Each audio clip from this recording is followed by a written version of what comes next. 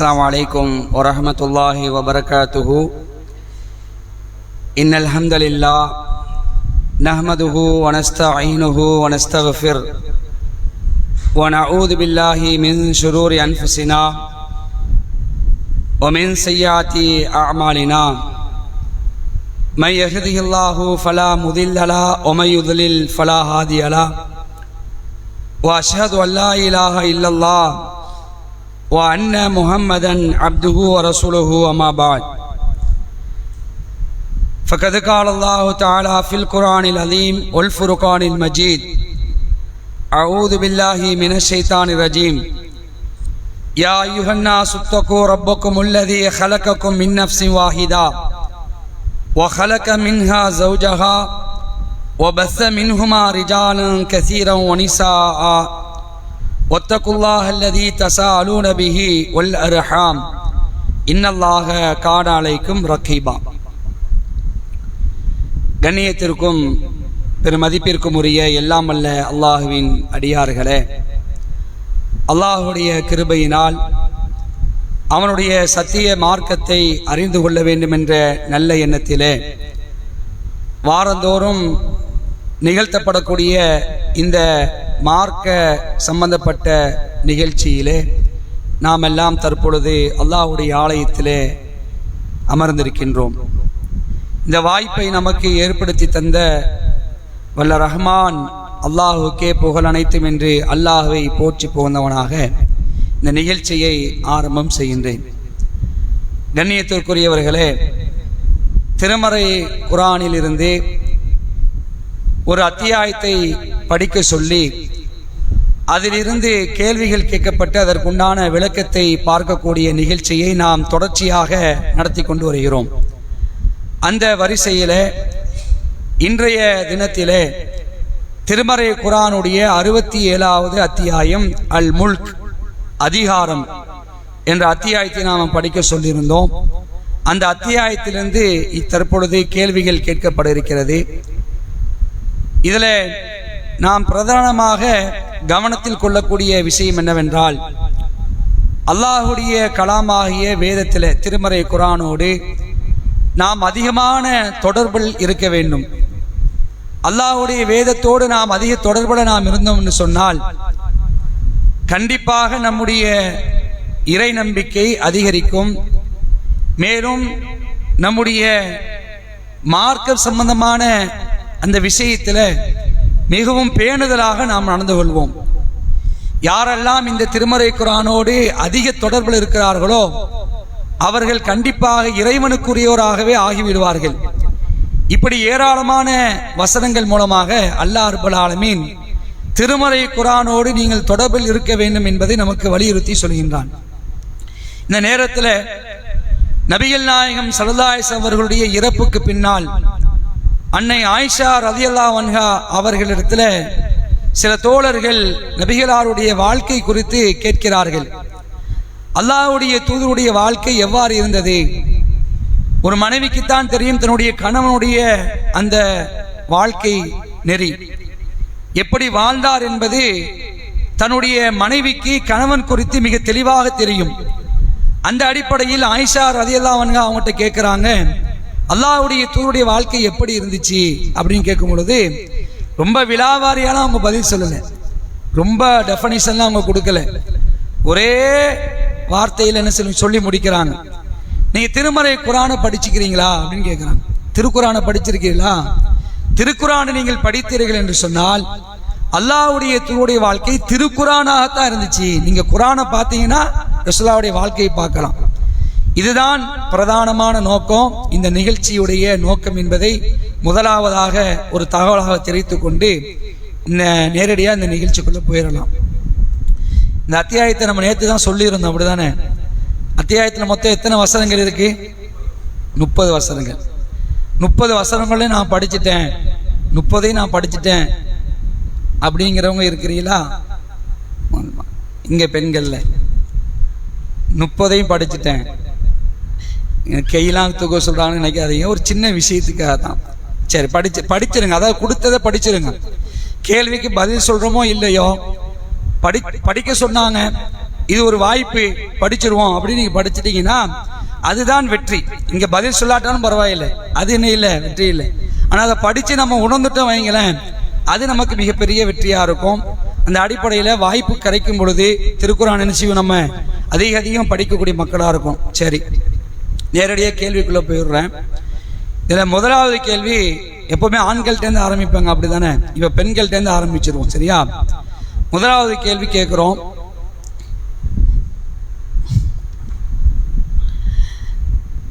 இந்த அத்தியாயத்துல அல்லாஹ் ரப்பல் ஆலமீன் ஆரம்ப வசனத்துல தன்னை பற்றி சொல்லி காட்டுறான். தான் யார், தன்னை பற்றி அல்லாஹ் ரப்பல் ஆலமீன் மிக தெளிவாக சொல்லி காட்டுகின்றான். அது என்ன?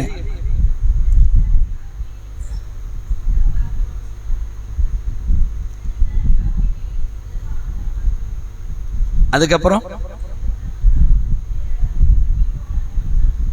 மன்னிப்பு. சரி, அதாவது 4 விஷயம் சொல்லியிருக்கிறாங்க. இல்லை, அது வரலை. சரி, ரைட்.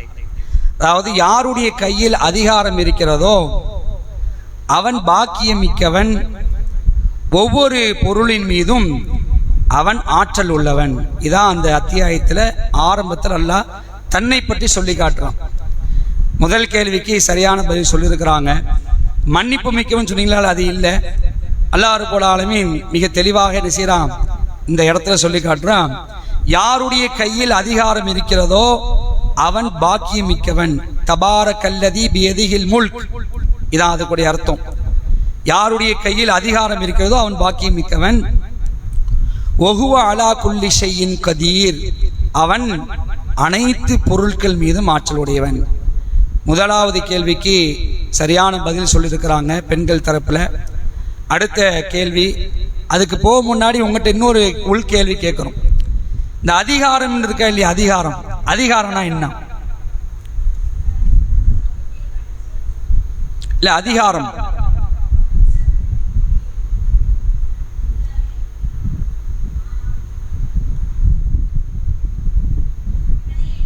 யார் வேணான்னு சொல்லலாம், சொல்லுங்கம்மா.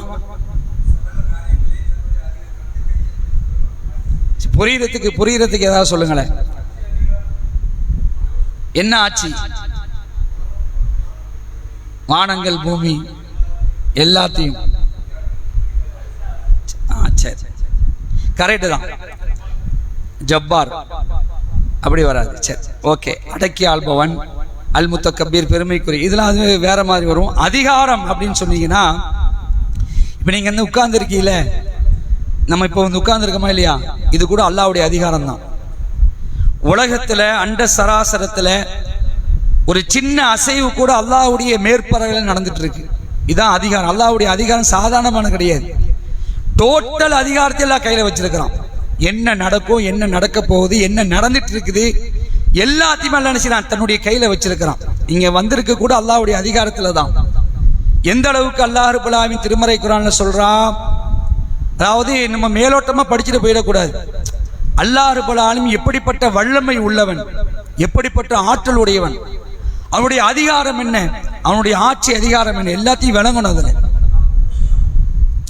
இப்போ உலகத்துல நிறைய மரங்கள் இருக்கா இல்லையா, மரங்கள், செடிகள், கொடிகள் ஏராளமா இருக்கு.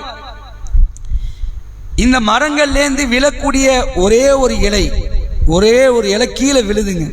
நீங்க அது ஒரு நாளைக்கு, ஒரு செகண்ட்ல, ஒரு நிமிஷத்துல எத்தனை கோடிக்கணக்கான, மில்லியன் கணக்கான மரங்கள்லேருந்து எத்தனை மில்லியன் கணக்கான இலைகள் விழுந்து யாருக்கும் தெரியாது. அப்படிதானே? அது பாட்டு விழுந்துட்டே இருக்கு. இப்போ கூட பேசிட்டு இருக்கோமா இல்லையா, இந்த மரத்துலேருந்து, இந்த வேப்ப மரத்துல என்ன செய்ய, இலை விழுந்துட்டே இருக்கும். அல்லாஹ் சொல்றான், உலகத்தில் இருக்கக்கூடிய மரங்கள்ல எந்த மரத்திலையும் சரி ஒரு இலை விழுது, அது கூட எனக்கு தெரியாம விழாதுங்கிறான். சுப்ஹானல்லாஹ். ஒரு இலை கீழே விழுந்தாலும் எனக்கு தெரியாம இருக்காது.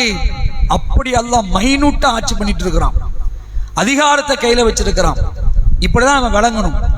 அல்லாஹ் என்றால் யார், அல்லாஹ்வுடைய அதிகாரம் என்ன, அவருடைய சர்வ வல்லமை என்ன என்பது எல்லாத்தையும் புரியணும். அப்பதான் பயப்படுவோம்.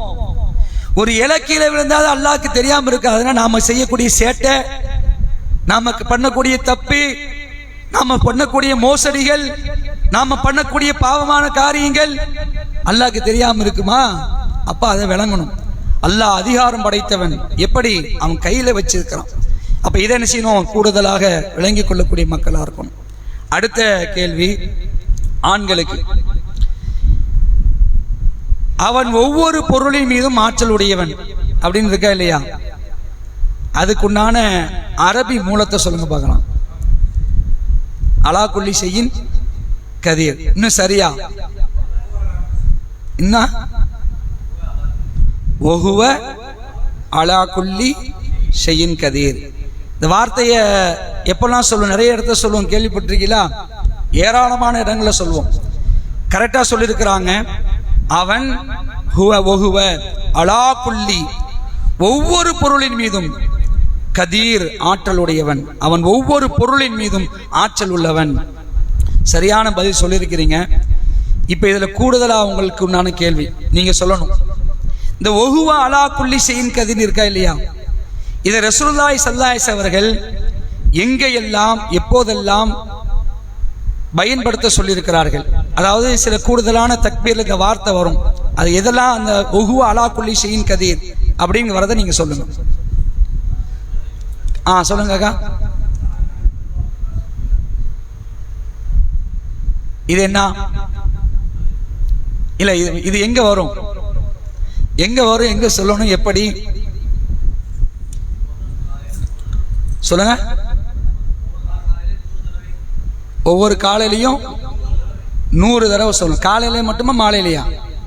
சரி, ஃபர்ஸ்ட் செய்தி சொல்லியிருக்கிறாங்க. லா இலாஹ இல்லல்லாஹு வஹ்தஹு லா ஷரீக லஹு லஹுல் முல்கு வ லஹுல் ஹம்து வஹுவ அலா குல்லி ஷைஇன் கதீர். இந்த வஹுவ அலா குல்லி ஷைஇன் கதீர் இந்த வார்த்தையில தான் நிறைய எல்லா இடத்துலையும் வரும்.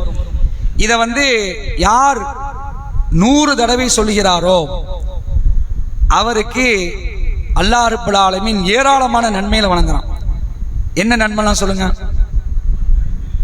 10 அடிமைகளை விடுதலை செய்த நன்மை 1. 2வது பெண்கள் கூட சொல்லலாம். எத்தனை? 10 நன்மைகள் எழுதப்படுது, 10 தீமை. சரியா? இது 100 தடவை சொன்னா 10 நன்மைகள் 10 தீமைகள். நீங்க சொல்லுங்க. 100 நன்மைகள் எழுதப்படுகிறது, 100 தீமைகள் அளிக்கப்படுது. சரியா? சரி, 3 நன்மை வந்திருக்கு. இன்னொரு நன்மை காலையில சொன்னாங்கன்னா மாலை வரை ஷைத்தானுடைய பாதுகாப்பு கிடைக்கும். அதாவது நம்ம படிச்சிருப்போம், திடீர்னு கேட்கும்போது ஞாபகம் வராது. ஆனா இதெல்லாம் முழுமையா படிக்கணும். படிச்சாதான் அதோடைய நன்மை வழங்கும். இன்னைக்கு லா இலாஹ இல்லல்லாஹு வஹ்தஹு லா ஷரீக லஹு லஹுல் முல்கு வ லஹுல் ஹம்து வஹுவ அலா குல்லி ஷைஇன். இதை நான் 100 தடவை சொன்னேன் அப்படின்னு நம்ம ஒரு இது வச்சா வச்சுக்கணும், நான் கூட தர மாட்டேன். அவ்வளோ கவனக்குறைவா இருக்கும். ஆனா சொல்லணும், அவ்வளோ நன்மைகள் உள்ளதுதான். 100 நன்மை எழுதப்படும், 100 தீமை அளிக்கப்படும், 10 அடிமைகளை விடுதலை செய்த நன்மை கிடைக்கும். ஒரு ரிவாயத்துல மாலை வரைக்கும் வருது, இன்னொரு ரிவாயத்துல அடுத்த நாள் மாலை வரைக்கும் ஷைத்தானிடமிருந்து அது பாதுகாப்பு கிடைக்கக்கூடிய ஒரு விஷயமா இருக்கும் வருது. அதெல்லாம் 1 சொல்றோமா? சரி, ஒரு விஷயம் சொல்லிருக்கீங்க. 100 தடவை இந்த வார்த்தையை நம்ம ஓதுனா இந்த நன்மை. அடுத்தது என்ன?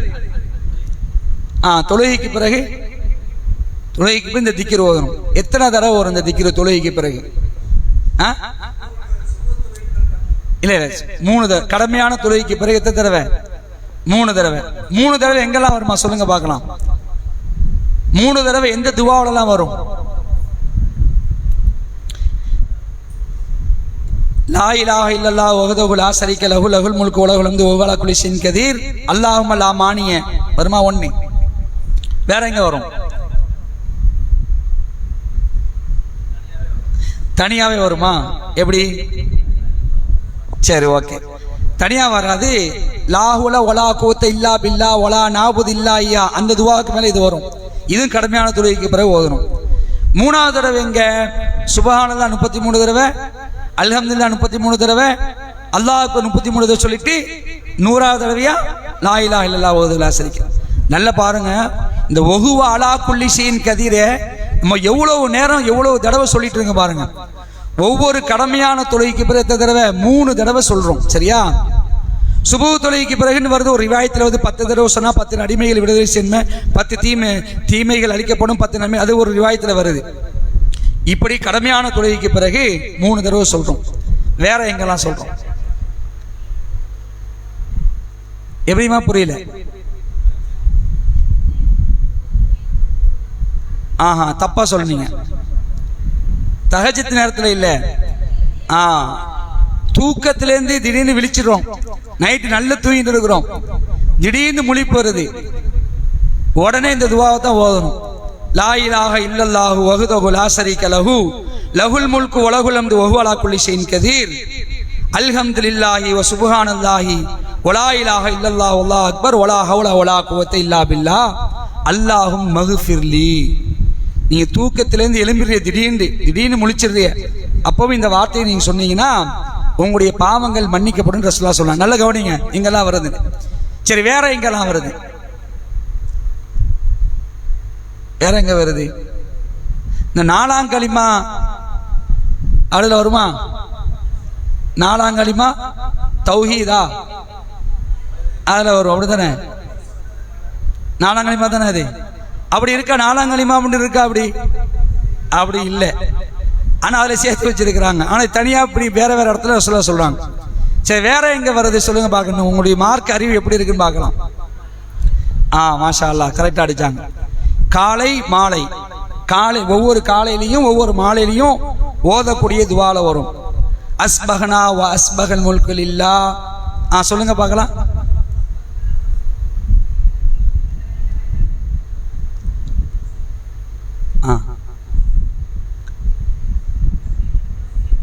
சரி, மாஷா அல்லாஹ் சொல்லிட்டான். கொஞ்சம் பெரிய துவா பை, எவ்வளவு பெரிய துவாவா இருக்கு, இதெல்லாம் எப்படி போய் சொல்ல முடியும் அப்படின்னு நீங்க நினைக்க, அதனாலேயே படிக்க மாட்டேங்கிறோம்.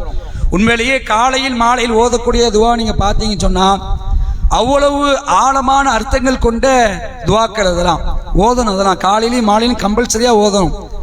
அஸ்பஹனா வ அஸ்பஹல் முல்கு லில்லாஹ் வல்ஹம்துலில்லாஹ் லா இலாஹ இல்லல்லாஹு வஹ்தஹு லா ஷரீக லஹு லஹுல் முல்கு வ லஹுல் ஹம்து வ ஹுவ அலா குல்லி ஷைஇன் கதீர் ரப்பி அஸ்அலுக கைர மா ஃபி ஹாதல் யௌமி வ கைர மா பஅதஹு வ அஊது பிக மின் ஷர்ரி மா ஃபி ஹாதல் யௌமி வ ஷர்ரி மா பஅதஹு ரப்பி அஊது பிக மினல் கஸலி வ சூஇல் கிபரி ரப்பி அஊது பிக மின் அதாபின் ஃபின்னார் வ அதாபின் ஃபில் கபர். இது காலையில. மாலையில் அதே மாதிரி அம்சைனா வ அம்சல் முல்கினான்னு வரும். இதுல என்னது? வஹுவ அலா குல்லி ஷைஇன் கதீர் வருதா?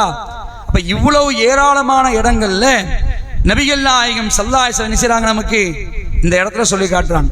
இன்னொரு இடம் சொல்லுங்க பாக்க, இன்னொரு இடத்துல சொல்லணும்.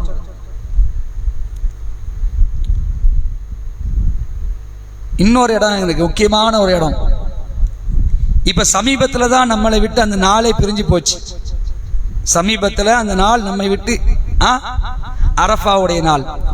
அரஃபா லைஃபான செய்தியா? அப்படி லைஃபான செய்தி இருக்கோம். சரி, பார்த்தேன். ஆனா அரஃபாவுடைய நாளையும் ஓதுற மாதிரி ஒரு செய்தி இருக்குது. அது பலவீனமான செய்தின்னு சொல்லியிருக்கிறாங்க. இருந்தாலும் நம்ம என்ன செய்வோம், அதை எடுத்துக்க வேண்டாம். அப்ப இது மாதிரி ஏராளமான இடங்கள்ல அல்லாஹ்வுடைய தூதர் ஸல்லல்லாஹு அலைஹி வஸல்லம் அவர்கள் இந்த லா இலாஹ இல்லல்லாஹு வஹ்தஹு லா ஷரீக லஹு லஹுல் முல்கு வ லஹுல் ஹம்து வ ஹுவ அலா குல்லி ஷைஇன் கதீர், இது உணர்ந்து ஓதக்கூடிய மக்களாம் இருக்கும். அவன் அனைத்து பொருட்கள் மீதும் ஆற்றல் உள்ளவன். எவ்வளவு இடத்துல பார்த்தீங்களா? ஒரு நாளைக்கு எத்தனை தடவை சொல்றோம் பார்த்தீங்களா? ஏன்னா முக்கியமான வார்த்தை, அல்லாஹ்வுடைய வல்லமையை, அல்லாஹ்வுடைய அதிகாரத்தை பறைசாற்றக்கூடிய ஒரு வார்த்தை தான் இந்த வார்த்தை என்பதை நாம் நினைச்சுவோம், உணர்ந்து கொண்டு இதை சொல்லக்கூடிய மக்களா இருக்கணும். அடுத்த கேள்வி பெண்களுக்கு. மனித படைப்பின் நோக்கம் குறித்து அல்லாஹ் ரப்பல் ஆலமீன் ஆரம்பத்தில் பேசுறான். சொல்லுங்கம்மா.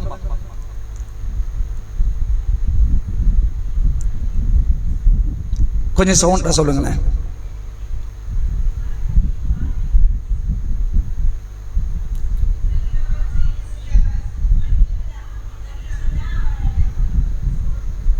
சரி,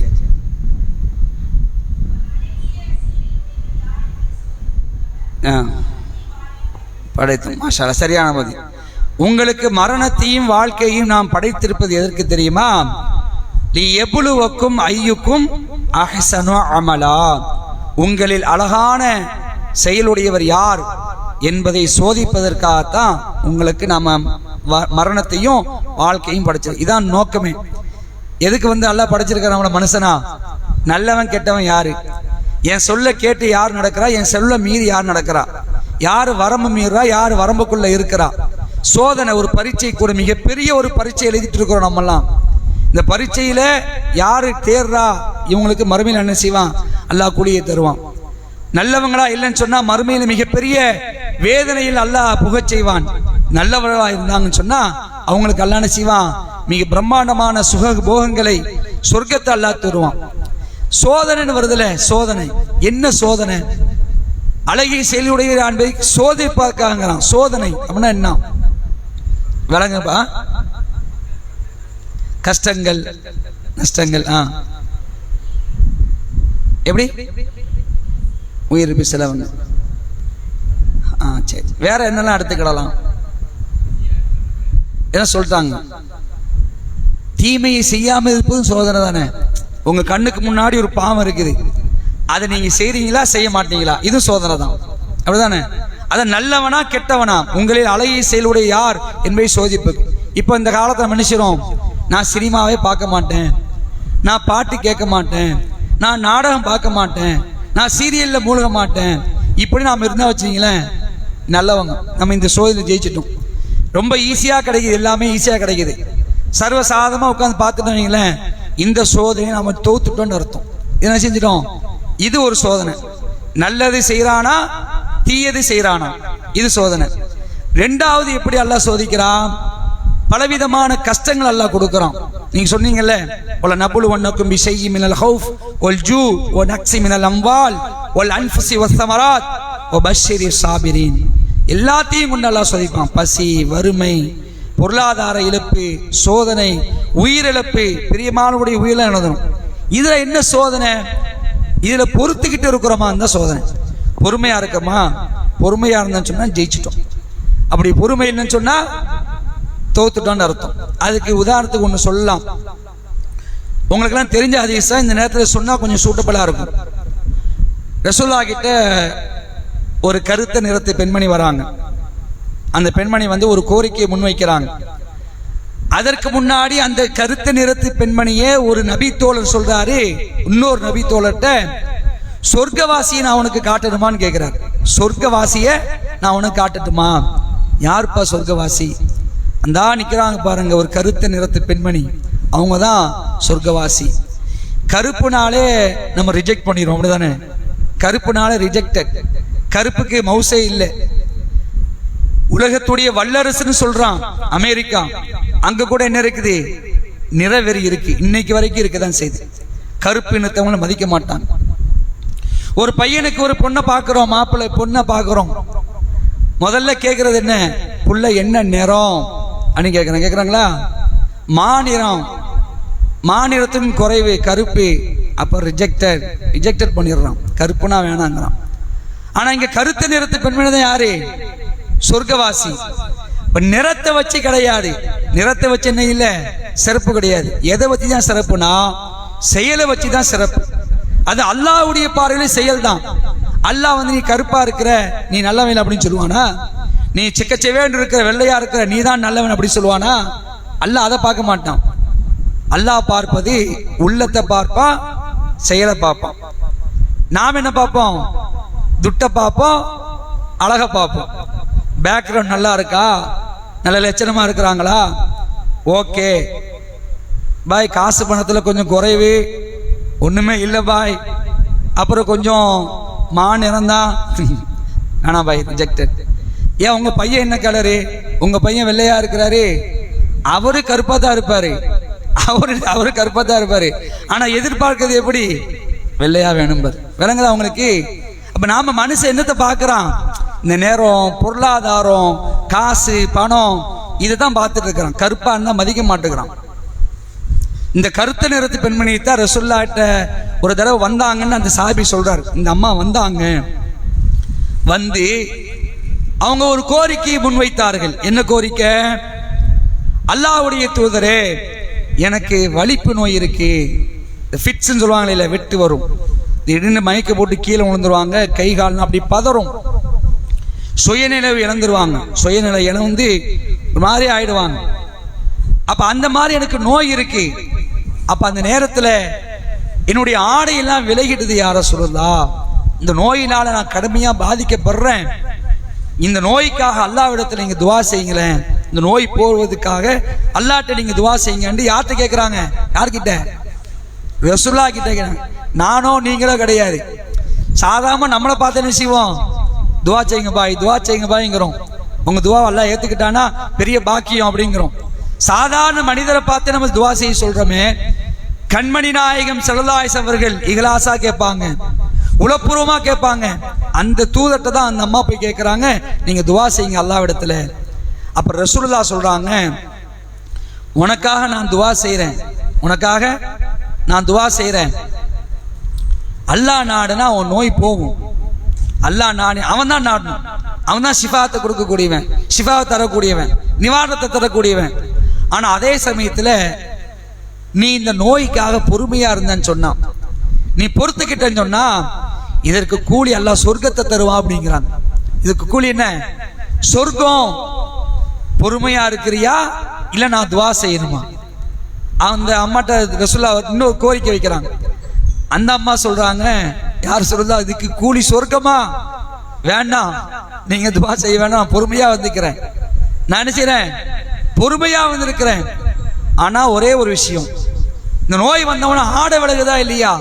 இந்த ஆடை விலகாம இருக்கிறது நீங்க அல்லாஹ்ட்ட துவா செய்யுங்க அப்படிங்கிறாங்க. அப்போ ரசூலுல்லாஹ் நினைச்சாங்க, அதுக்காக துவா செய்றாங்க. ஏன் இதை சொல்ல வரேன்னு சொன்னா, துன்பங்கள், துயரங்கள், தாங்க முடியாத நோய்கள் வரும் பொழுது நாம் பொறுமை காத்தோம் என்று சொன்னால் அதுக்கு கூலி என்னதான்? கன்ஃபார்ம்டு சொர்க்கம்தான். அப்ப அன்புக்குரியவர்களே, சோதனை என்பது பல வடிவத்தில் வரும். அந்த சோதனைகளை நாம் நினைச்சினோம் பொறுத்து கொண்டோம் என்று சொன்னால் அதற்கு கூலி என்னது? சொர்க்கம். அப்ப அதுக்குத்தான் என்ன செய்யறான்? எல்லாத்தையும் தருவான். எல்லா சுகபோகங்களும் அடைந்த யாரா இருப்பாங்களா? இல்ல எனக்கு துன்பமே வரல பாய், நான் சூப்பரா இருக்கிறேன் அப்படின்னு யாரா இருப்பாங்களா? யாரை எடுத்துக்கிட்டாலும் சோதனை. இப்ப வந்திருக்கிறோம்ல, நம்ம எல்லாருக்குமே ஒரு ஒரு சோதனை இருக்கும். இல்ல பாய் எனக்கு எந்த சோதனையும் இல்லை, யாரா ஒரு ஆள் கை தூக்குங்க பார்க்கலாம். தூக்க முடியுமா? காசு பணம் இருக்கும், ஆனா ஏதாவது நோய் இருக்கும். நோய் இல்லாம இருக்கும், ஆரோக்கியமா இருப்பாரு, ஆனா காசு பணம் இருக்காது. இரண்டு இருக்கும், ஆனா நைட்டு தூக்கம் வராது. எல்லாமே இருக்கும், ஆனா தூக்கம் வராது. அதே மாதிரி சில பேருக்கு எல்லாமே இருந்தா அவங்களுக்கு புள்ள இருக்காது. புள்ள சில பேருக்கு இருக்கும், ஆனா அந்த புள்ள ஒழுங்கா இருக்க மாட்டான், தருதலையா இருப்பான். பதிலா எல்லா விதத்திலுமே சோதனை, எல்லாத்தையுமே சோதனை வரத்தான் செய்யும். அப்ப அதுக்காகத்தான் என்ன செஞ்சிருக்கிறான்? இந்த உலகத்துல உங்களை சும்மா சும்மா விளையாட்டுக்கு வீணுக்கெல்லாம் படைக்கல. ஏதோ படைச்சு விட்டுருக்கோம், நல்லா சாப்பிட்டுட்டு நல்லா ஜாலியா இருந்துட்டு போயிடலாம் நினைக்கிறீங்களா? ஐயகசபுல் இன்சானு ஐயுத்துரக்க சுதா, மனிதன் வெறுமனை விட்டு விடப்படுவான் என்று நினைத்துட்டு இருக்கிறானா? ஏண்டா உன்னை பிடிப்பேன், நான் ஒரு நாள் ஒன்று இருக்குதுடா, அந்த நாளை உன்னை வசமா பிடிப்பேன். எப்படி வாழ்ந்த, எப்படி நடந்தா, எப்படி சம்பாதித்தாய், சோதனைகளை பொறுத்து கொண்டியா, எல்லாத்தையும் கேள்வி கேட்பேன். அப்ப அதுக்காகத்தான் நினைச்சுக்கிறான். இன்னைக்கு அப்துல் காதரா நம்ம படைச்சு வச்சிருக்கிறோம், இன்னைக்கு ஃபாத்திமாவா நம்ம இன்னைக்கு படைச்சு வச்சிருக்கிறோம். நாமெல்லாம் எங்க இருந்தோம்? எங்கேயாவது இருந்தோமா? நம்ம வயசுக்கு தக்க கணக்கு பண்ணி நீங்க பாருங்க. 30 வயசு ஒருத்தர், ஒரு மதிப்புள்ள ஒருத்தர் 30 வருஷத்துக்கு முன்னாடி எங்க இருந்தாரு? எங்கேயுமே இல்லை. இன்னைக்கு அல்லாஹ் ஒரு மனுஷனை படைச்சிருக்கிறானு, படைச்சதுக்கு அப்புறம் என்ன செய்ய? மரணத்தை தருவான். மூத்தி மரணம் வரும், எப்பன்னு வரும்னு தெரியாது நமக்கு, எப்ப வேணுமாலும் வரும். இங்கதான் உட்கார்ந்துட்டு இருக்கிறோம், ஒண்ணுமே தெரியாது. எப்ப வந்து ஃபிளைட் விடும் கூட தெரியாது. இறந்தாங்களே ஃபிளைட் ஆக்சிடென்ட்ல, ஃபிளைட்ல உள்ளவங்க மட்டுமா இருந்தாங்க? மருத்துவமனை விடுதியில இருந்தாங்களே, அவங்க நினைச்சு பார்த்துருப்பாங்களா? சாப்பிட்டுட்டு தான் அங்க இருந்தாங்க. நாம மூத்தாவோன்னு நினைச்சாங்களா? ஃபிளைட் வந்து விழுது, அந்த விடுதியில சாப்பிட்டு இருந்த மருத்துவர்கள் எத்தனையோ பேர் மூத்தாயிட்டாங்க. அப்ப இதான் வந்து மரணம் வரும், அது எப்போ எப்படின்னு தெரியாது. அப்ப அதுக்குள்ள நாம் என்ன செய்யணும்? நல்ல மனம் ஆயணும் என்பதை இந்த வசனங்கள் நம்ம என்ன செய்யறது மிக தெளிவாக எடுத்து காட்டுகிறது. இந்த கேள்விக்கு பெண்கள் பகுதியிலிருந்து சரியான பதில் சொல்லியிருக்கிறாங்க. அடுத்தது உங்களுக்கான கேள்வி. இப்போ ஃபாஸ்டா போயிடும், சரியா? சில வசனங்கள் முக்கியமான வசனங்கள் இருக்கிறனால அதுக்கு நம்ம விளக்கத்தை பார்க்க வேண்டியிருக்கு. ஆண்களுக்கான கேள்வி, குறை இல்லாத படைப்பு எது? குறை இல்லாத படைப்பு எது?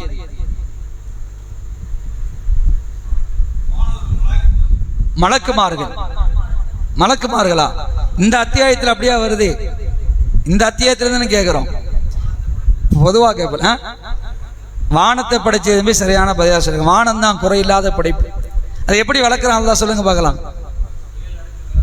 எப்படிமா 7 அடுக்குகளா படைச்சிருக்கிறான். எப்படி வேற எப்படி வருது? எந்த குறை? மாஷாஅல்லாஹ் சரியா சொல்லியிருக்கிறாங்க. வானத்தை நம்ம படைச்சிருக்கிறோம், 7 அடுக்குகளாக படைச்சு வச்சிருக்கிறோம். அதை நீங்க பார்த்தீங்கன்னு சொன்னா அதுல ஒரு குறையை கூட பார்க்க முடியாது. எங்கேயாவது லைட்டா விரிசல் இருக்கா? நம்மளும் பில்டிங் கட்டுறோம். ஒரு பில்டிங் கட்டினா 1008 விரிசல் விழுது, பார்த்தீங்களா இல்லையா? சிமெண்ட் கலவை அது இதெல்லாம் போட்டு பக்காவை போட்டு கட்டுறோம். சில மாதங்கள் என்ன விரிசல் விட்டுறது. இது மாதிரி விரிசல் இருக்கா வானத்துல? இல்ல. அல்லாஹ் சொல்லி காட்ட வானத்தை பாருங்க. வானத்தை நாம எப்படி படைச்சிருக்கிறோம். நம்ம வானத்தெல்லாம் பார்க்கறது கிடையாது. பூமியை சொல்றானா? பூமியை சொல்றான். அது வேற அத்தியாயத்துல. சரியா? இங்கதான். சரியா? அப்ப வானத்தை தான் நினைச்சான் குறை இல்லாத படைப்பா படைச்சிருக்கான். சரியா சொல்லி பொங்கலுக்குமா பெண்களுக்கு கேட்கிறேன், மொத்தம் எத்தனை தடவை வானத்தை பார்த்தாலும் என்ன மிஞ்சும்? நல்ல அதாவது கரெக்டா புரியணும் கேள்விய. மொத்தம் எத்தனை தடவை பார்த்தாலும் உங்களுக்கு இதுதான் திரும்பும் என்று அல்லாஹ் சொல்கிறான். எத்தனை தடவை? இல்ல மொத்தம் எத்தனை தடவை?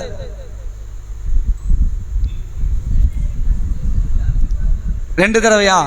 2 தடவை. நீங்க அவங்க சொல்லுங்க.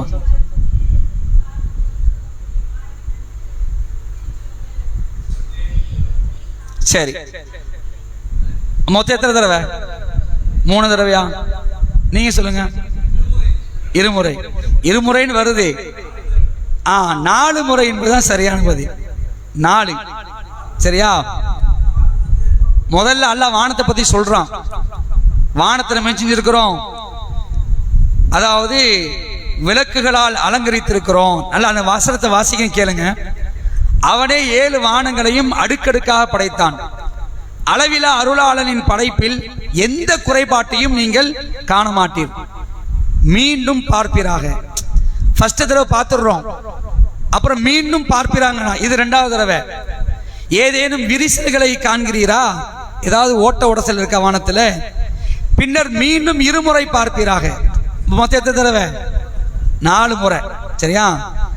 4 முறை பார்க்க சொல்லிட்டு நான் சொல்றான் அதுல எதுவுமே இல்லை. பின்னர் மீண்டும் 2 முறை பார்ப்பீராக.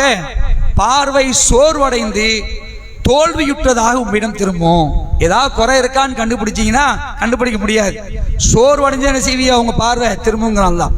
உண்மையிலேயே வானம் நமக்கு மேல இருக்குது, ஆனா அதை பார்த்து நிறைய பேர் சிந்திக்கலாம் மாட்டிருக்கிறாங்க. சிந்திக்கணும், அதையும் பத்தி சிந்திக்கணும். சூரா காஷியால அல்லாஹ் பேசுவான். அஃபலா யன்லுரூன இலல் இபிலி கைஃப ஹுலிகத் வ இலஸ் ஸமாஇ கைஃப ருஃபியத். வானத்தை நாம் எவ்வாறு உயர்த்திருக்கிறோம் என்பதை நீங்கள் சிந்திக்க வேண்டாமா?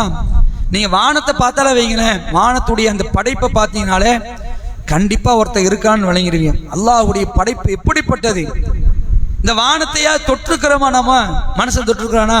இன்னைக்கு போறானே ஸ்பேஸ் எக்ஸ்ல போறான், அந்த சேட்டிலைட்ல போறான், இத்தனை மாச கணக்கில் பயணம் செய்யறான், 6 மாசம் அங்க இருக்கிறாங்கிறான். எந்த விஞ்ஞானியா வானத்தை தொற்றுருக்கானா?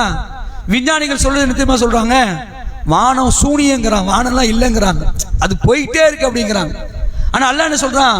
7 அடுக்கா படைச்சு வச்சிருக்கிறான். 7 அடுக்கு. மேகத்தை கூட சில பேர் வாங்கன்னு சொல்லுவாங்க, மேகத்தை தாண்டி கூட போறான், ஆனா வானத்தை தொடல. இது முதல் வானம், இதுக்கு மேல இருக்குது அடுத்தடுத்த வானங்கள். அப்ப அல்லாஹ் ரப்பல் ஆலமீன் வானத்தை பத்தி என்ன செய்றான்? இந்த அத்தியாயத்துல மிக அழகாக சொல்லி காட்டுகின்றான். இப்ப இதுக்கு ஆண்கள் சரியான பதில் சொல்லியிருக்கிறீங்க. பெண்களுக்கான அடுத்த கேள்வி, எரிகற்களாக எதை யாருக்கு ஆக்கினான்? ஒரே நபர் பதில் சொல்றீங்க, வேற யாரும் சொல்லுங்களேன். எரிகற்களாக எதை யாருக்கு அல்லாஹ் ஆக்கினான்? அங்க அங்க சொல்லுங்கம்மா. சரி சொல்லுங்க, பிரச்சனை சொல்லுங்க. சரி, எப்படி அது எப்படி விளங்கிக்கிறது? அங்க அங்க வானத்தை, முதல் வானத்தை, அருகில் உள்ள வானத்தை விளக்குகளால் அலங்கரிச்சிருக்கிறோம். அல்லாஹ் விளக்குகள் என்னது? நட்சத்திரங்கள், ஸ்டார்ஸ்லாம் இருக்குல்ல, அது நட்சத்திரங்கள். அதான் விளக்குகளால் அலங்கரிச்சிருக்கிறோம். அதை சைத்தான்களுக்கு எரிகற்களாக ஆக்கியிருக்கிறோங்கிறான். என்ன எப்படி விளங்குறது இந்த வசனத்தை?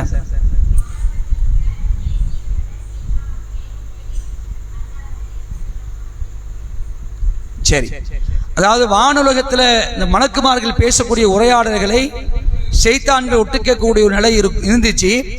நபிக்கு அப்புறம் அது இல்லை, ரசூலுல்லாஹி ஸல்லல்லாஹு அலைஹி வஸல்லம் இல்லை, அது கிடையாது. அவங்க அப்படி போனாங்கன்னா இந்த நட்சத்திரம் என்ன செய்யும்? எரிகற்களாக வீசி அவங்க மேலே எரியும், போயிடுவாங்க, கேட்க முடியாது. இதான் அது வசனத்துக்கு உண்டான விளக்கம். இது கரெக்டாக சொல்லியிருக்கிறாங்க. சொல்லுங்க.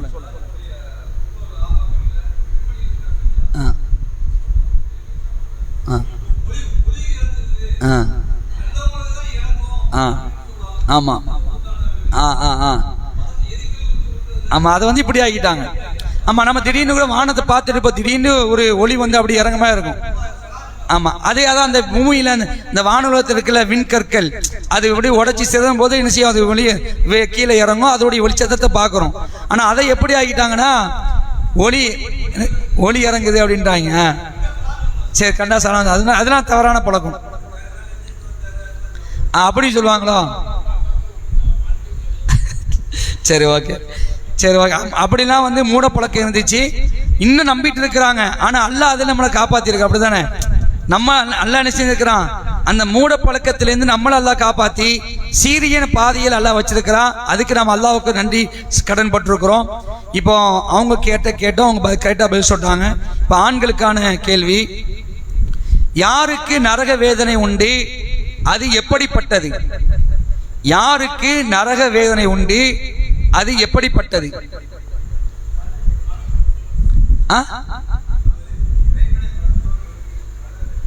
இறைவனை மறுத்தவர்களுக்கு சரி, அது எப்படிப்பட்டது?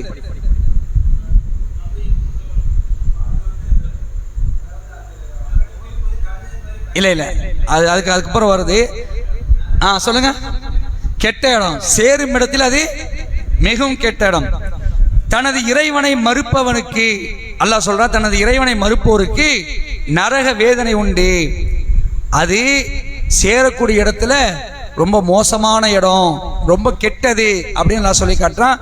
சரியா பதில் சொல்லியிருக்கிறீங்க. அடுத்த கேள்வி பெண்களுக்கு, நரகில் போடப்படும் போது நரகம் எப்படி இருக்கும்?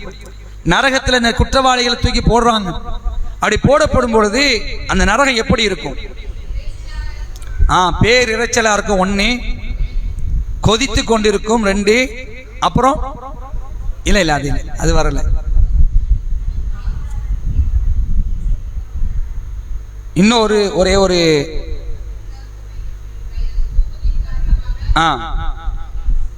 வெடித்து சிதறும். இந்த வார்த்தையெல்லாம் பார்க்கும் நீங்க. அதாவது நரகத்தில் தூக்கி அந்த இறை மறுப்பாளர்களை போடும் பொழுது அதன் பேரிரைச்சலை கேட்பார்கள். பேரிரைச்சல், நரகம் கொழுந்து விட்டு எரிஞ்சிட்டு இருக்கும், அதனுடைய பேரிரைச்சலை கேட்பார்கள். அதுவோ கொதித்து கொண்டிருக்கும், நரக நெருப்பு அப்படியே கொதித்துட்டு இருக்கும், தனது கோபத்தால் வெடித்து சிதற முயலும். அந்த அளவு கடுமையான கோபத்துல நரகமே இருக்குன்னு நல்லா சொல்லி காட்டான். இப்படிப்பட்ட வேதனையைத்தான் இறை மறுப்பாளர்கள் சுவைப்பார்கள். அன்புக்குரிய சகோதர சகோதரிகளே, அல்லாஹ் நம்மை காப்பாற்ற வேண்டும். நரகத்துடைய வாடியை கூட உணராதவர்களாக எடுத்த எடுப்பிலேயே அவன் நம்மை மன்னித்து அவனுடைய கருணை பார்வையால் நம்மை அரவணைத்து சொர்க்கத்தில் அல்லாஹ் சேர்த்தணும். துவா செய்யுங்க. கண்மணி நாயகம் ஸல்லல்லாஹு அலைஹி வஸல்லம் அவர்களே துவா செய்தார்கள். அல்லாஹும்ம ரப்பனா ஆத்தினா ஃபித் துன்யா ஹஸனா வஃபில் ஆখিরাতি ஹஸனதன் வகினா அஸாபன் நார். அல்லாஹ்வே, எங்கள் அதிபதியே, எங்கள் இறைவனே, இந்த உலகத்திலும் எங்களுக்கு நன்மையை தா, நாளை மறுமையிலும் எங்களுக்கு நன்மையை தா யா அல்லாஹ்.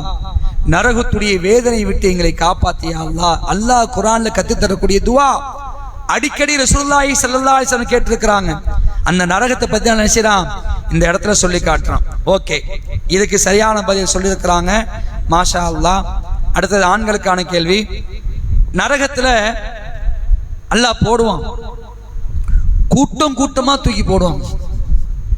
வார்த்தையெல்லாம் பார்த்தா வச்சுங்களேன், இந்த உண்மையை இந்த முழுக்க அத்தியாயத்தை தனியா உட்கார்ந்து படிச்சு பாருங்க, உண்மையிலேயே ஒரு விதமான மாற்றம் மட்டும் ஏற்படும். கூட்டம் கூட்டமா போடுவான், கும்பல் கும்பலா தூக்கி போடுவாங்க. ஒரு கூட்டத்தை போடுவான், அந்த போட்டு முடிச்சோம் இன்னொரு கூட்டம், இப்படி கூட்டம் கூட்டமா போடும் பொழுது அதுல இருக்கக்கூடியவர்கள் காவலர்கள் இருப்பார்கள். அவங்க அப்படி கூட்டத்தோடு போடப்படுறாங்களா இல்லையா, கூட்டமா, அவங்ககிட்ட என்ன சொல்லுவாங்க?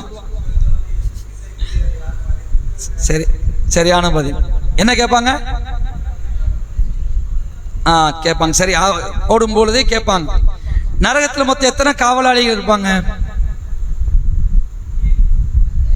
19. நரகத்தின் மேலே 19 காவலாளிகள் இருப்பாங்க. சரியா? அதுல ஹெட் யாரு? மாலிக். அவங்க தான் ஹெட். இந்த 19 பேரு தான் என்ன செய்வாங்க? வேலை செய்வாங்க. அவங்க அப்பதான் கேட்பாங்க, கூட்டமா போடும் பொழுது, ஏண்டா இப்ப கூட்டமா வந்து விழுறீங்களே, நீங்க உலகத்துல வாழும் பொழுது எச்சரிக்கை செய்யக்கூடிய யாரும் உங்கள்கிட்ட வரலையா அப்படின்னு கேட்பாங்க. இதான் கேள்வி. அதுதான் கேள்வியா கேட்டோம். நீங்க கரெக்டான பதில் சொல்லியிருக்கிறீங்க. அடுத்தது பெண்களுக்கான கேள்வி. அப்படி இவங்க கேட்பாங்களே மலக்குமார்கள், காவலை கேட்கும் பொழுது அந்த நரகத்துக்கு போகக்கூடிய என்ன பதில் சொல்லுவாங்க?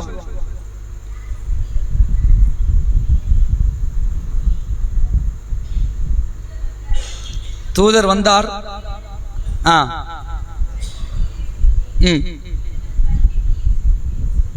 சரி, அதான் ஓகே, மாஷா அல்லாஹ், கரெக்டாக சொல்லியிருக்கிறாங்க. வந்தாங்க, தூதர்கள்லாம் வந்து சொன்னாங்க. ஆனால் நாங்கள் என்ன செஞ்சோம்? அவங்கள பொய்ன்னு சொல்லிட்டோம்.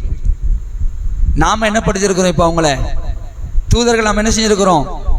உண்மைப்படுத்திருக்கிறோம். இதே நிலையிலே மூத்தாயிரும் இன்ஷா அல்லாஹ். இதே நிலையில செஞ்சிடணும். தூதர்களை உண்மை என்று நம்பியவர்களாகவே மூத்தா போயிடணும். அல்லாஹ் அனுப்பிய தூதர்களை. இந்த நரகவாசிகள் சொல்றாங்க, ஏராளமான தூதர்கள் வந்தாங்க, ஆனா எல்லாத்தையும் நாங்கள் என்ன செஞ்சிட்டோம்? பொய்ப்பிச்சிட்டோம். நாங்கள் அவங்கள பெரும் வழிகேட்டில் இருக்கிறீர்கள் என்று சொன்னோம். நபிமார்களை இவங்க என்ன சொன்னாங்களா? என்னடா பெருத்த வழிகேட்டில் இருக்கிறீங்கன்னு சொன்னோம், அதனால தான் நாங்கள் வந்து கிடக்கிறோம்னு சொல்லுவாங்க. சரியான பதில் சொல்லியிருக்கிறாங்க. சரி, உங்களுக்கு அவங்க இதுவரைக்கும் சொன்னாங்களே, அவங்கள பெரும் வழிகேடர்கள் இருக்கிறாங்க நாங்க சொன்னோம்னு சொல்லிட்டு கடைசியா ஒரு வார்த்தை ஒன்று சொல்லுவாங்க. சொல்லுங்க பார்க்கலாம்.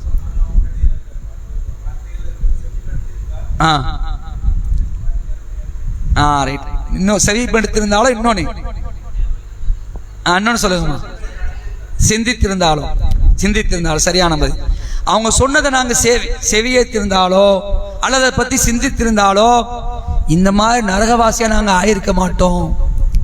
இப்ப நாமெல்லாம் செவியேற்றி சிந்திச்சா வந்திருக்கிறோம் இல்ல, பை சான்ஸ்ல வந்துட்டோம். பெரும் பாக்கியம். நம்ம வாப்பாவும் உம்மாவும் யாரு? முஸ்லிம்.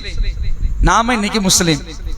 எல்லா வேதத்தையும் கரைச்சி குடிச்சு, எல்லா கிதாபுலையும் கரைச்சி குடிச்சு, குரானையும் முழுக்க படிச்சு, இதான் உண்மை அப்படியே சிந்திச்சு வந்திருக்கிறோம். இது அல்லாஹ் நமக்கு செய்ய மிகப்பெரிய பாக்கியம், பெரிய பாக்கியம். இன்னைக்கு நாம அந்த நிலையில் இல்லைங்களேன், கோமா தெரு பள்ளி தர்காலத்தான் நீங்க உட்கார்ந்துட்டு இருப்போம். அல்லாஹ் காப்பாற்றும். நேற்று விமர்சையா கொண்டாடப்பட்டிருக்கு. அது ஷிர்க்குதான். சிந்திச்சா வந்துருவோம், சிந்திச்சா வந்திருப்பாங்க. ஆனா அந்த மாதிரி ஒரு நிலை இல்லைன்னா வேற வழிபாட்டு தலங்கள் இன்னைக்கு உட்கார்ந்துட்டு இருப்போம், இல்லைன்னா வேற இடத்துல உட்கார்ந்துட்டு இருப்போம். அல்லாஹ் நம்மளை காப்பாத்தி இருக்கிறான். சரியா? அப்ப அந்த பதிலை அவர்கள் சொல்வார்கள் என்று அல்லாஹ் ரப்பல் ஆலமீன் சொல்லி காட்டுறான். சரி, ஓகே. இப்போ உங்களுக்கான கேள்வி.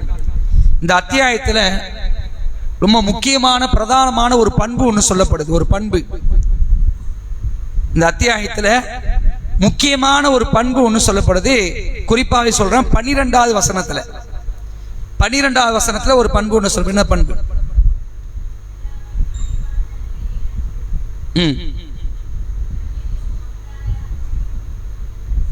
மாஷா அல்லாஹ், சரியான பதில். தக்வா, இறை அச்சம். தக்வா அல்லாஹ் சொல்லி காட்டுறான். என்ன சொல்றான் அல்லாஹ்? தமது இறைவனை மறைவான நிலையில் அஞ்சுவோருக்கு 2 இருக்கு. ஒண்ணு மன்னிப்பும் பெருத்த கூலியும் உண்டு. மன்னிச்சவும் செய்வான் அல்லாஹ், பெரும் கூலியும் உண்டுன்னா சொர்க்கம். சரியான பதில் சொல்லியிருக்கிறாங்க. அடுத்த கேள்வி உங்களுக்கு. அல்லாஹ் இவற்றை செய்வதில் அச்சமற்று இருக்கிறீர்களா என்று கேட்கிறான். எவற்றை செய்வதில்? இப்பெல்லாம் நான் செய்வேன் என்பதில் நீங்க அச்சமற்று இருக்கிறீர்களா அப்படின்னு சொல்லி 2 விஷயத்தை சொல்லி காட்டுறான். என்னெல்லாம் சொல்லுங்க. வானத்திலிருந்து என்ன மலை? அது கரெக்டா சொல்லுங்க. கல்மலை. அப்புறம் சொல்லுங்க. பூமி அதுல நீரை கேட்குறது புதுசு புதுசா சொல்றீங்க. நீங்க சொல்லுங்க.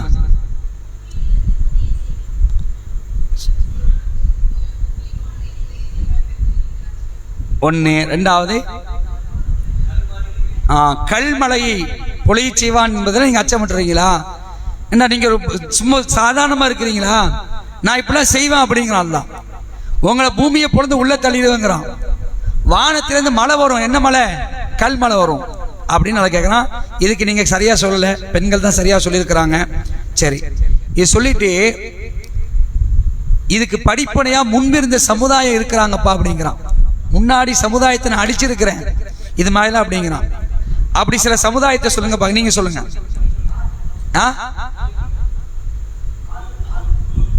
லூத் வேற, லூத் நபி சமுதாயம். சாலி நபி சமுதாயம் வேற, ஆதி சமுதாயம் வேற, நூஹ் நபி. சரி, நூஹ் நபி சமுதாயம் எப்படி அழிக்கப்பட்டாங்க? வெள்ளப்பிரளயம், வானத்திலிருந்து பூமியிலிருந்து தண்ணி வருது. ஆதி சமுதாயம் எப்படி அழிக்கப்பட்டாங்க? என்ன காற்று?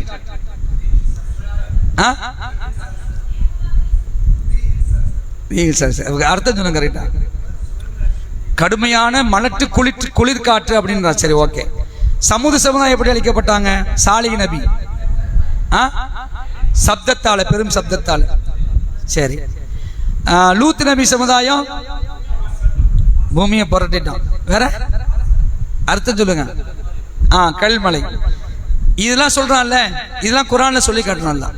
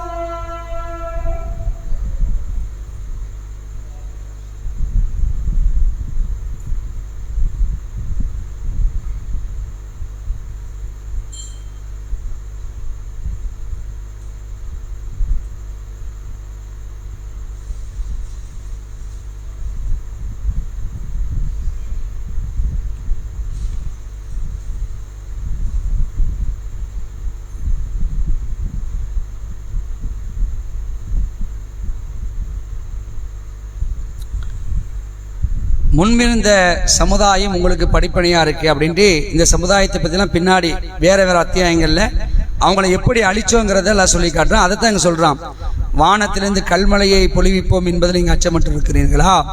பூமியை பிளந்து உங்களை புதையின்றி செய்து விடுவோம் என்பதில் நீங்க அச்சமற்று இருக்கிறீர்களா அப்படின்ட்டு அல்ல நினைச்சான் கேட்கிறான். சரி, ஓகே, முடிவுக்கு வந்துருவோம். ஓரளவுக்கு கவர் பண்ணியாச்சு.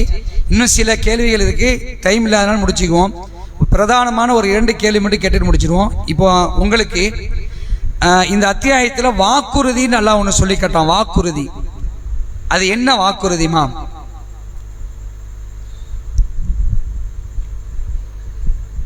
மறுமை நாள் நிகழும்.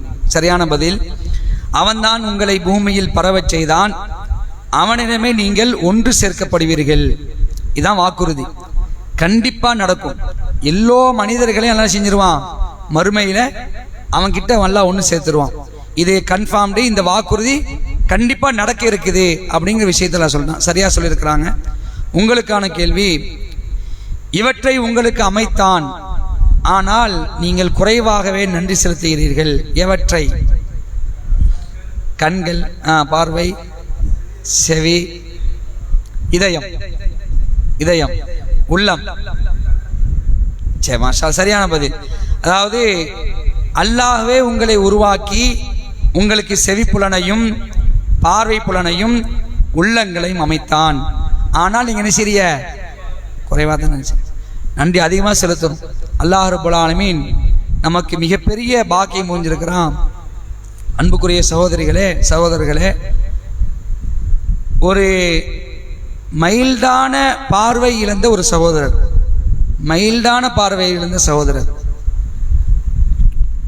அவருக்கு வயசு 27, 28, 29 வயசு ஆயிடுச்சு. ஆனாலும் பெண்ணு கிடைக்கிறதுல ரொம்ப சிரமம். சின்ன ஃபால்ட்டு தான். அந்த சகோதரர் சொல்றாரு, இப்படி வரன் பேச போகும்பொழுது ஏராளமான சங்கடங்களை நான் சந்திச்சேன் அப்படிங்கிறார். ஏராளமான சங்கடங்கள். ஆனாலும் அவர் சொல்றாரு, அல்லாஹ் போதுமானவன் பாய். இந்த வார்த்தையை சொல்றாரு. அல்லாஹ் எல்லாம் நடக்கணும் இருக்குது, என்ன பண்றது? அல்லாஹ்வுடைய கிருபையால் அந்த சகோதரருக்கு ஒரு பெண்ணை பேசி முடிச்சுட்டாங்க, அல்ஹம்துலில்லாஹ்.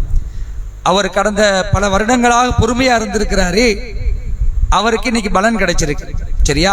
ஏன் இதை சொல்ல வரேன்னு சொன்னா, சின்ன அளவுல பார்வை கம்மி இருந்தா கூட ஒழுங்கா நிம்மதியாக இருக்க முடியாது.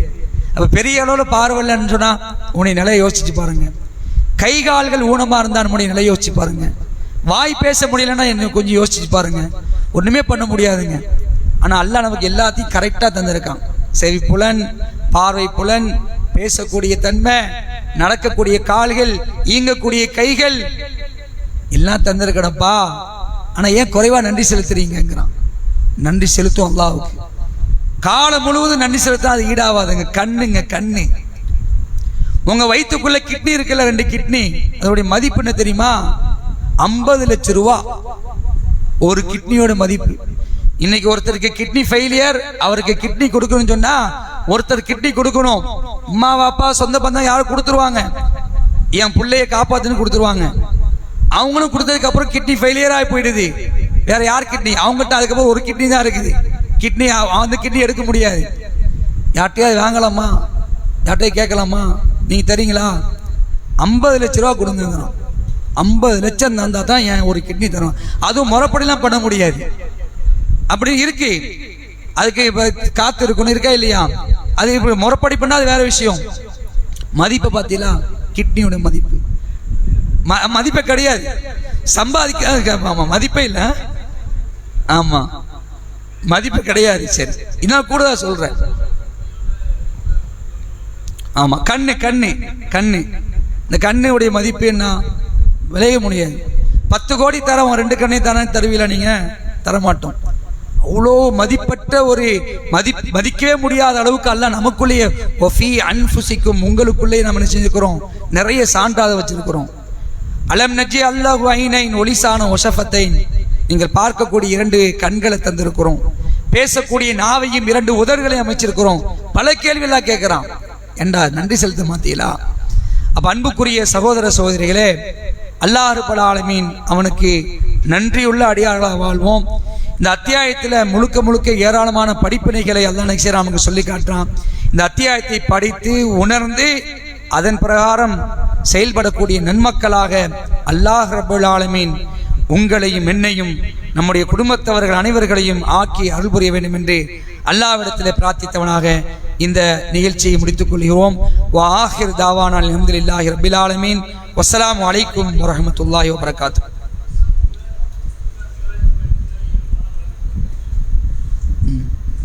ஆ